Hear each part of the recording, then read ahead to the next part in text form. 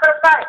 Sekarang ni dalam soal khabar, terutamanya sinar harian, fokus kemiskinan, penderoka di Felda Cahaya Baru. Nak buat macam mana?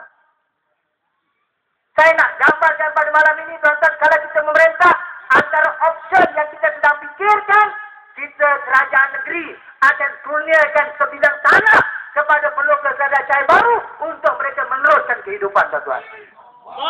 Kita akan fikir cari satu tempat yang paling hampir dengan Felda Cahaya Baru.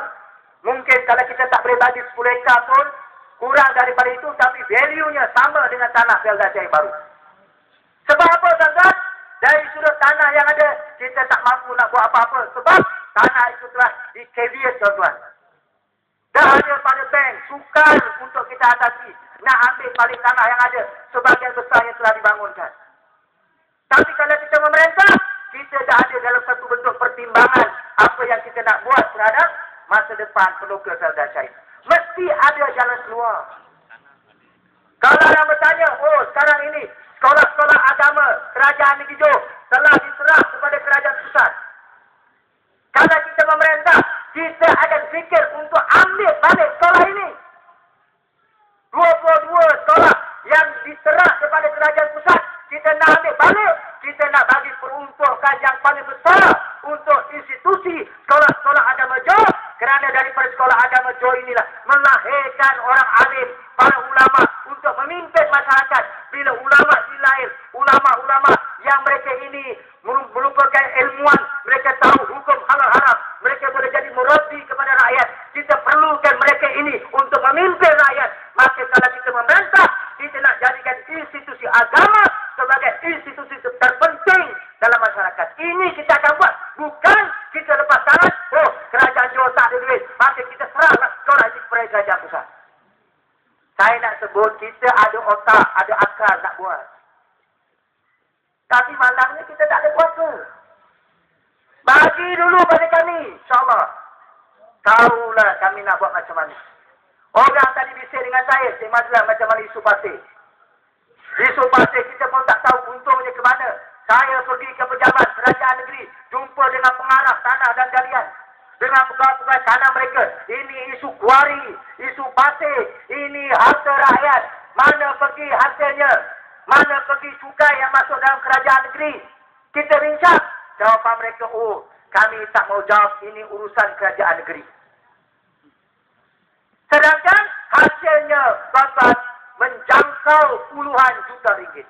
Sebagaimana kerajaan Selangor, tuan-tuan, bila ambil alih, wujudkan satu anak syarikat kerajaan negeri untuk monitor pasir di Selangor. Hari ini di Selangor, salah satu sumber pendapatan kerajaan Selangor yang tinggi datang daripada pasir, tuan-tuan. Sebab kita kerajaan yang telus dan pro rakyat. Setiap ringgit wang rakyat yang kita belanjakan, kita cermat, kita tahu tak betul, maka kita akan disoal oleh Allah Subhanahu Wa Taala.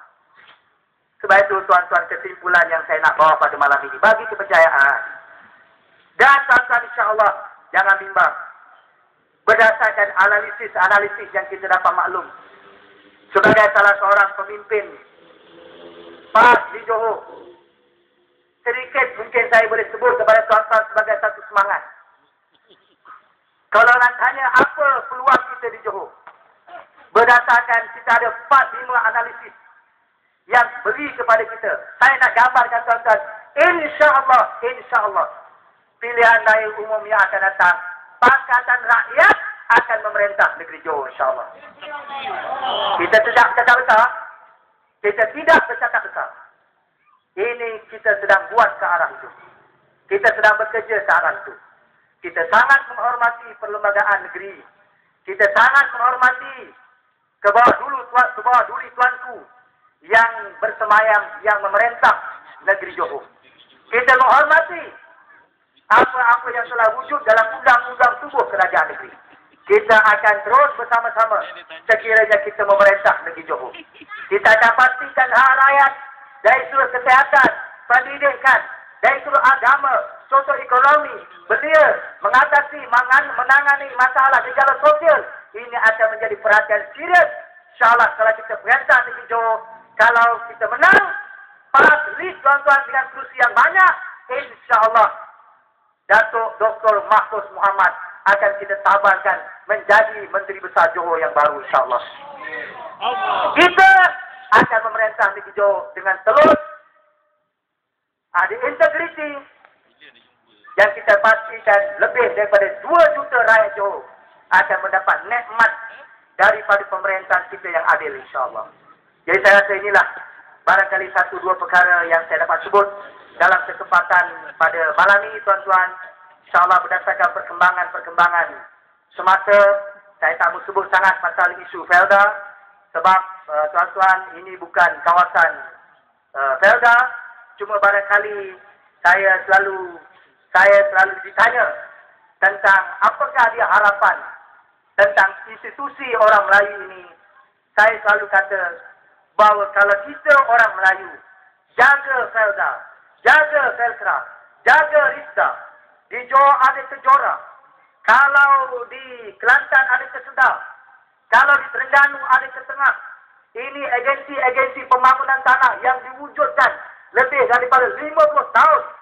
Dan di dalamnya ada lebih daripada 1 juta ekar tanah yang dibangunkan oleh kerajaan berpuluh tahun. Artinya tuan-tuan, kalau kita jaga dengan penuh amanah, institusi ini saja sudah mampu untuk membawa dan mengangkat orang Melayu dan orang Islam lebih baik daripada bangsa-bangsa yang lain. Tapi mengapa hari ini pendokter Felda yang dah tua-tua masih nak pergi parlimen menuntut hak mereka? Pendokter Felda di Kemarang 3 tunggu 10 tahun untuk mendapat hak mereka atas penyelewengan di kilang kelapa sawit Felda. Kenapa pendokter di Sungai Koyan menunggu 6-7 tahun nak tuntut duit mereka sendiri 17,000, tuan-tuan, duit tanam semula? Kenapa?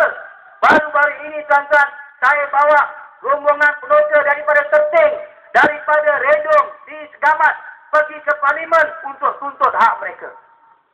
Sehingga tuan-tuan, bekas pengurus Felda hampir 30 tahun, Haji Kamil Saad 30 tahun berkhidmat, dedahkan di parlimen. Ini penipuan Felda. Dia dedahkan, tuan-tuan, ini dia baja Felda. Baja yang datang daripada Jerman, kemudian dibuka semula, dimasukkan pasir, masuk tanah liat, dipacking balik bagi pendokter, menyebabkan pendokter mengadu kenapa tidak produktif pokok kelapa sawit mereka. Nak sebut, tuan-tuan, penipuan ini datang daripada pemimpin-pemimpin Melayu. Bukan orang Cina, bukan orang India. Jumlahnya, tuan-tuan, beratus-ratus juta ringgit. Artinya kegagalan kita. Sebab apa? Sebab pemimpin-pemimpin Melayu khianat kepada orang Melayu.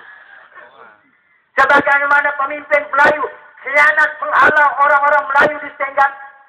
Sebagaimana khianatnya mereka yang berkuasa di Johor, terlepasnya Pulau Batu Putih, terlepasnya tanah kereta api tanah Melayu, dan bagaimana banyaknya hak orang Melayu terlepas kepada bangsa asing. Berpunca daripada apa, tuan-tuan?